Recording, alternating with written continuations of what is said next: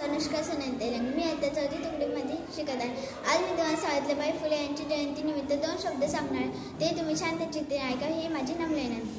शिक्षणाच्या यशस्वीतेने उघडले दार, तीच सावित्री आज जगाची शिलेदार। आज 3 जानेवारी क्रांतीज्योती सावित्रीबाई ज्योतिबा फुले यांची जयंती आहे। या निमित्त मी त्यांची यशोगाथा सांगण्यास उत्सुक आहे।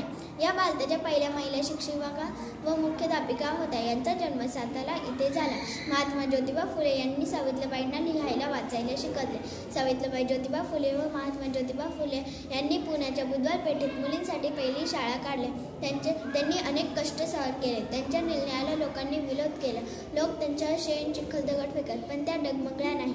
त्यांनी आपले शिकवण्याचे काम चालूच ठेवले। त्यांनी गोर गरीब अनाथ विधवांना त्यांनी आधार दिला। त्यांनी बालविवाह, केशवपण अशा वाईट प्रथांना त्यांनी विरोध केला। त्यांनी स्त्रियांना साक्षर व निर्भर व्हा असा संदेश दिला। त्यांनी काव्य फुले, 52 कर्षी, सुबोध रत्नाकर सारखे काव्यसंग्रह लिहून जनजागृती केली। दुर्दैवाने 10 मार्च 1897 रोजी महान समाजसेविका यांचे निधन झाले। धन्यवाद।